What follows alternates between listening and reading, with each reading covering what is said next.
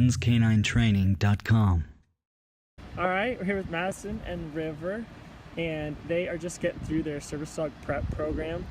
So why did you first contact us? What was going on, or what were you interested in getting? Well, we were at Baldwin Park and we saw this wonderfully behaved dog, and we asked where they got their training from, and it was from you.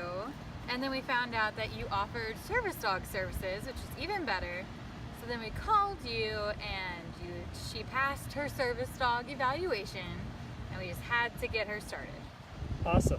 So what's your training experience been like, or what have you learned, and what do you take away from this? I have learned so much. I've learned how to train her more, most importantly. I know how to correct her, I know how to communicate better with my dog, and she's learned so much. She started off as a puppy who couldn't even sit and stay, and now she's a master at it. That's right, she's very good.